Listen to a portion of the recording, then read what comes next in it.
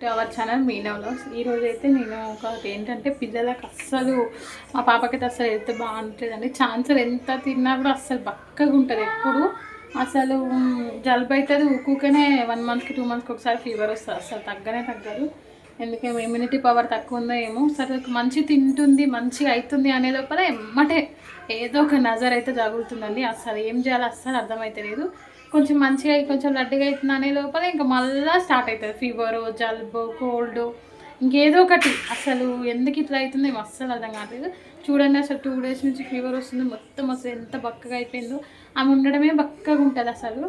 But ఇంకా 2 days నుంచి fever వచ్చేసరికి ఇంకా చాలా బక్కగా అయిపోయింది. అసలు ఎవరైనా సరే ఇంకా కొంచెం మంచిగా అయింది, ఇంకా బయటికి వెళ్ళగానే అబ్బా బాగుంది మంచిగా అయింది అనగానే వెంటనే నజర్ తగిలిద్ది. అసలు ఏం చేయాలి, ఏమైనా రెమెడీస్ ఉంటే చెప్పండి పిల్లల విషయంలో. నాకు అసలు ఏం తెలుస్తలేదు. ఈ మీద డల్గా ఉంటే మనం ఇంట్లో తినాలన్నా ఏదైనా పని చేయాలన్నా చాలా అనీజీగా ఉంటుంది. నాకైతే అసలు ఏం అర్థమవుతలేదు. పిల్లలు బాగాలేకపోతే మనం ఏం చేయలేము కదండి. అసలు అదే కదా, నేనైతే చాలా సఫర్ అవుతున్నా మా మధ్య విషయంలో. ఇంకా అందరూ పేరెంట్స్ అలానే ఉంటారు లేండి. కాకపోతే వాళ్ళకి ఏంటంటే కొంచెం ఇంట్లో ఇట్లా ఎవరైనా పెద్దవాళ్ళు ఉన్నారనుకోండి, వెంటనే వాళ్ళు ఏదో ఒకటి చేసేస్తారు మనకి. ఇక్కడ నేను హైదరాబాద్లో ఉంటాను కదా, నాకు దగ్గరలో మా అత్తయ్య ఉండదు. మా అమ్మకేమో వీలు పడదు రావడానికి. మా అత్తయ్యకి పొలం పనులు, మా అమ్మకి వాళ్ళ పనులు వాళ్ళు చేసుకోవాలి. కానీ వాళ్ళకి ఎవరు పెడతారండి ఈ రోజుల్లో. మనది మనం చూసుకుంటున్నాం, ఎవరిది వాళ్ళు చూసుకుంటున్నాం. ఈ జనరేషన్లో ఒకరి మీద డిపెండ్ అయ్యేటట్టు లేదు. ఎవరి పనులు వాళ్ళు చేసుకోవాలి. మన దగ్గర వచ్చి ఉంటే మనం పెడతామా వాళ్ళకి ఏమైనా చెప్పండి? ఎవ్వరు పెట్టరు. ఎవరి పని వాళ్ళు చేసుకుంటేనే ఫ్యూచర్ ఉంటుంది కదా.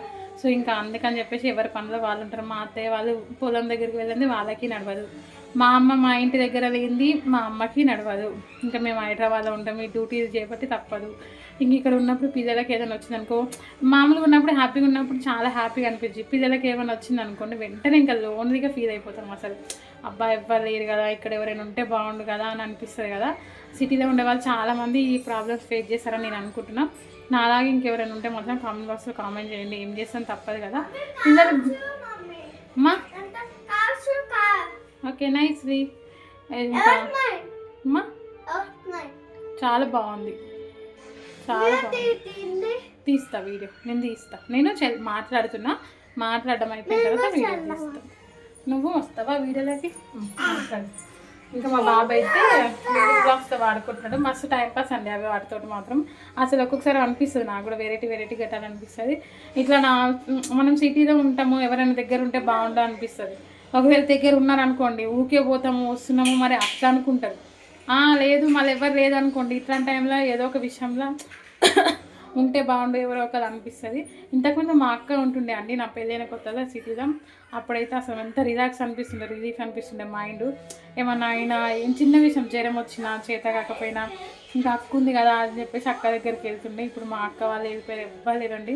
సిటీలో నేను ఒక్కదాన్నే ఉన్నాను, ఇవ్వలేరు. అమ్మ వాళ్ళు అందరు విలేజ్ సైడే ఉన్నారు. మా వదిన వాళ్ళు అందరూ, మా బాబాయ్ కూతురు, మా చెల్లె అందరు, ఇంకా మా రిలేటివ్స్ ఇవ్వలేరు. ఇక్కడ ఉన్నారు బట్ కానీ ఇంకా అంటే వేరే రిలేటివ్స్ ఉంటారు, కజిన్స్ వాళ్ళు వీళ్ళు ఉంటారు. కానీ ఇక వాళ్ళ దగ్గరికి ఇంత మన వాళ్ళ దగ్గరికి వెళ్ళినట్టు అంత ఫ్రీగా అయితే వెళ్ళలేము కదండి.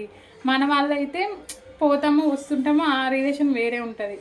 ఇంకా ఏమైనా పిల్లల విషయంలో రెమెడీస్ ఉంటే చెప్పండి. ఇంకా ఏం చేయాలో చూడండి. మా దగ్గర చూడండి ఎంత క్యూట్ ఉంటుందో అండి.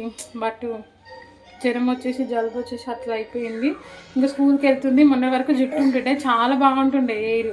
అది మీకు పిక్ పెడతా చూడండి. ఆ జుట్టు కట్ చేయించడం వల్ల ఇట్లా అయిందా. ఈమెమో జుట్టు అస్సలు వేసుకోవట్లేదు. స్కూల్కి వెళ్ళేటప్పుడు వేద్దామంటేనేమో ఆ క్లిప్పులు పెట్టుకోవట్లేదు. పోగానే మొత్తం కళ్ళలోకి వచ్చేస్తుంది జుట్టు. అట్లా అని చెప్పేసి ఏమో జుట్టు తీయించేసిన తర్వాత నేను దిష్టి తగిలిందా ఏమో అస్సలు అర్థమవుతలేదు. మొత్తానికైతే మా రద్దకి నజర్ తగిలింది. చూద్దాం. ఈరోజైతే ఇదండి పిల్లల విషయంలో అసలు సఫర్ కావద్దు. ముందే చాలా ఏమంటారు, ముందే వాళ్ళకి స్టార్టింగ్లో ఉన్నప్పుడే మనం ఏదో ఒకటి చేసేసాలి.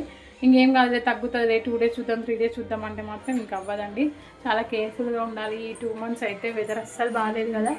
ఇంకా ఈరోజు అయితే కర్రీ అన్నం తింటా అంటుంది, కొంచెం ఆకలి అయితే అంటుంది. 2 డేస్ తర్వాత ఇప్పుడే కొంచెం అట్లా ఉంది. ఇంకా కర్రీ అయితే తోటకూర చేశాను, రైస్ అవుతుంది. వేడిగా అన్నం అయితే తినిపించాలి. నాకు పెరుగు అంటే చాలా బాగా ఇష్టము. పెరుగు తింటుంది, కొంచెం పెరుగుతోని కొంచెం తండ్రి తింటా పిస్తా. పెరుగు తినడం వల్ల జలుబు ఏం కాదండి, అదంతా ఫేకు. పెరుగు తినడం వల్ల హ్యాపీనే, అట్లాంటిది ఏముండదు. ఓకే, వీడియో కనుక నచ్చినట్టయితే లైక్ చేయండి. బాయ్.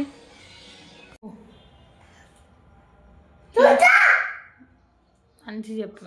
చిన్నగా చెప్పు, అన్నయ్య లేస్తాడు. హలో చెప్పే.